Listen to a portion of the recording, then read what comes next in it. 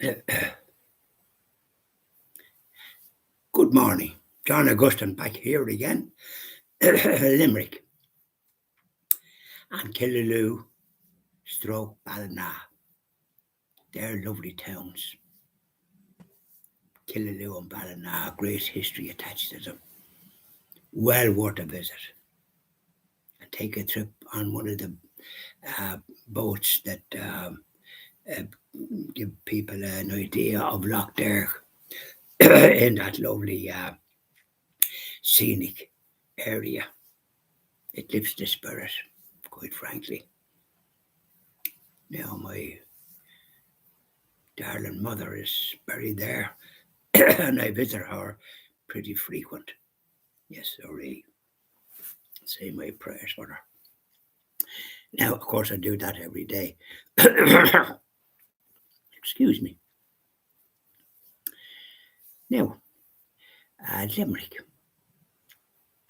The places I recommend to see are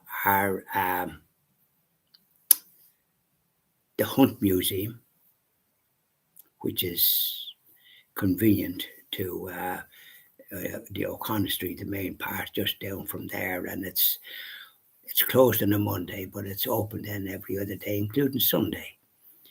And there's great there's great items in it, going back to the 2nd and 3rd century, would you believe, and great relics of our Catholic past. Yeah, and our Catholic past during the penal times, the great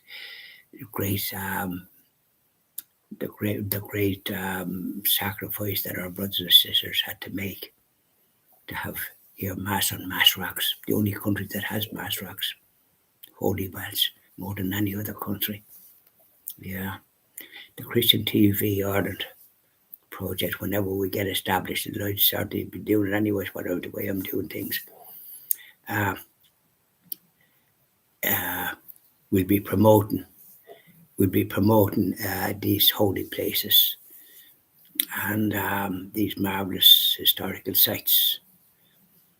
And St. Mary's Cathedral, which is a Protestant now, but it was originally Catholic, and it has all the artifacts and the lovely stained glass windows and chapels, and the whole place has that history of when Catholics had it.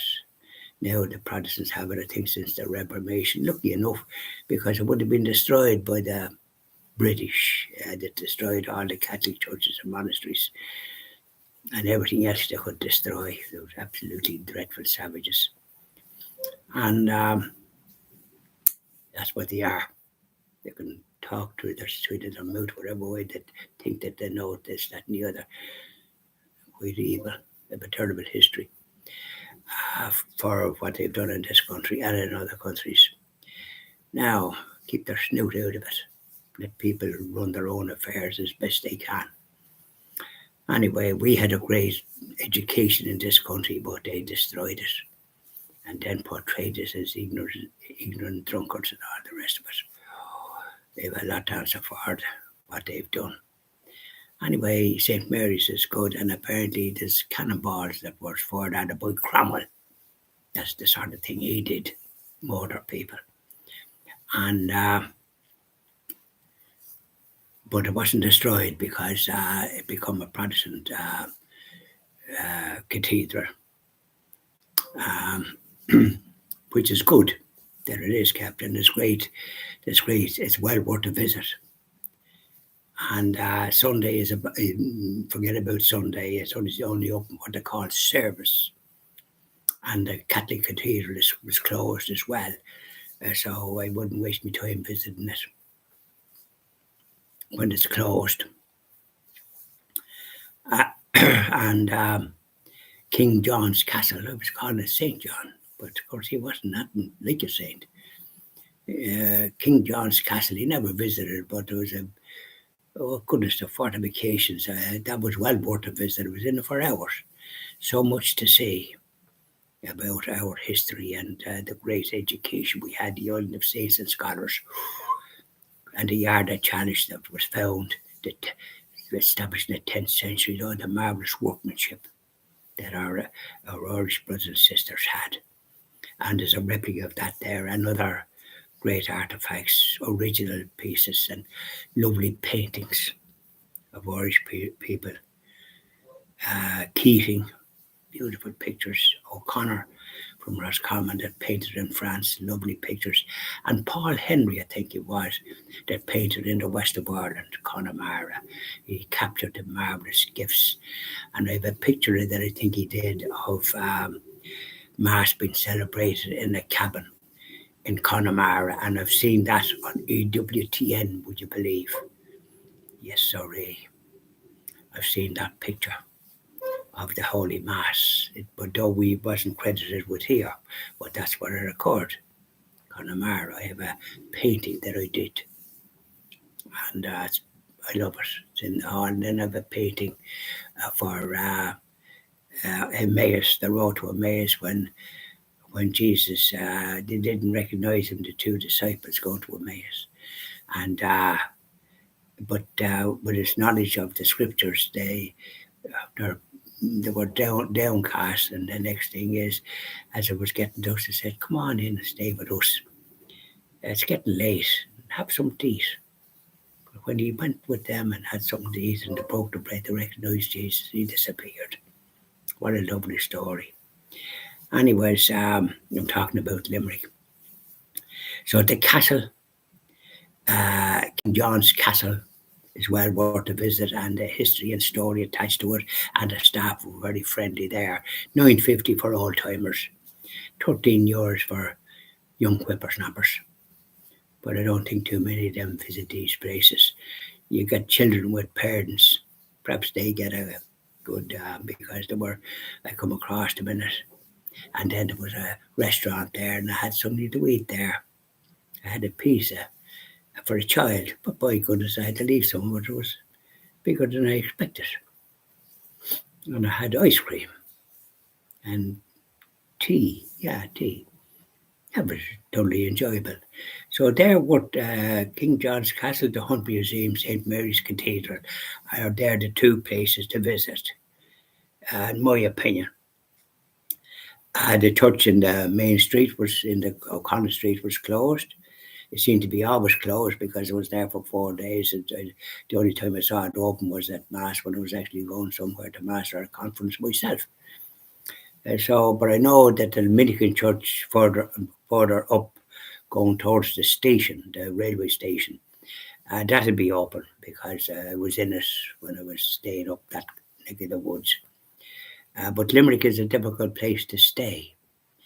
Places seem to be not available, and one hotel that I used to stay in has now got all Ukrainian refugees in it, so it's not available for people to stay in, which is a pity in some ways, that this business of the Ukrainian people, they suffer, of course, from this despicable onslaught and inflicted on them by Russia. And the Pope has an envoy there, Cardinal, to try and broker peace, and I hope he succeeds, because peace is the best way to do about anything, isn't it? So Limerick then is, as regards going around the street and that, I wouldn't advise it too much. During the day, yes, because you go in places, but there's a lot of beggars and a lot of ones accosting you, and it can be dangerous to my way of thinking. I didn't find it good, and of course I did notice that the dress code of young women was absolutely deplorable. They seemed to have no respect for their modesty or anything like that, and that should be preached about, and should be encouraged to dress in a proper way, to respect themselves by their dress.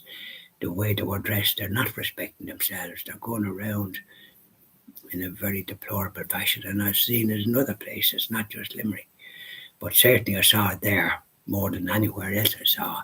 And considering Limerick in my time was a beautiful city, and people were dressed very nicely. And Rocha Stores, of course, is gone. It's closed. It was handed over to Debenhams, which is a stupid thing to do. irresponsible in my book. This Roach family had want to account for their actions, but it's closed now. So Limerick it's the loss. It's deplorable the way it's the my way of thinking gone down. Yeah, yet my mother was from Limerick and I know it well. It's a shame I haven't been in it for a few years now, but it's gone worse, I think. Yeah, a lot of people from other countries there. As a matter of fact, every second one you see is from some other in the street from some other country. You go into a shopping centre and it's the same thing. They're working there as well, nearly more than Irish in all sorts of places. Yeah. But anyway, that's my view of Limerick. And the hotel I stayed in, the Travelodge, I never stayed in it before, and I certainly will never stay in it again. There's no service in the place whatsoever. There's no porter to sort of carry your case. You have to walk up steps. And I had a case, and some other items. I brought my laptop there. I was able to do live videos because I brought my modem that I'm able to plug in. And I was able to do videos in the morning. I didn't lose out there. But by goodness, the room I was in was like it was like the Sahara Desert. It was that hot. It was up on the top of a flat roof. There was a fan, one of these fans that is supposed to keep it cool, but sure it didn't. I had the window open. Now it would only open about that much up at the top, and you could hear the traffic, but it didn't really make much difference. It was that hot. I found it dreadful, and I complained about it then when I was leaving. But I will be in contact with our powers that be here in due course. So that's my experience of Limerick. So by now, of course, I was at a conference. That's why I was down there. And Cardinal Raymond, His Eminence Cardinal Raymond Leo Buck, was the chief speaker at that. He finished up, and there was great speakers at the conference. Oh, marvellous, well worth it. And the Holy Mass on Saturday was in the Sacred Heart Church in the Crescent, run by sovereign priests that have the Latin rite, and everybody received Holy Communion, kneeled at the altar, attended by a priest or the cardinal with an altar server, and there was plenty of them under the chin. And the communion lasted for a nice good bit because all the women were dressed very modestly and had head coverings, which was very good to see. And there's a great deal of reverence in that church. Well worth a visit. That's where I'd be going to Holy Mass. I was in Limerick. As I say, my mother was there. That could have been. But I lived in Limerick for a bit during the war. It was safer because the North Strand was bombed and 30 odd people was killed. And there was somebody killed in County Wexford in Carn Bay that some people killed. So the Germans, and it was done on purpose. So they were signalling that they were such a terrible breed, the Nazis, which were Germans, of course. What they inflicted on mankind was despicable. Yeah, I don't think they're, what's the word, sorrowful enough for what they did. 2 world wars, can you beat it? Anyway, Limerick, take care when you're there, and make sure that you're staying in a proper place, that that you can have a decent night's sleep and all the rest of it, because by goodness, I had a tough time down there. Yeah, with the heat up in that top place. It would have been all right if it was maybe down further in the first or second or third floors, but not in the top for the like of me, or anybody for that matter. Yeah. Okay, bye now. I'll be doing another one after this. Thank you. God bless you.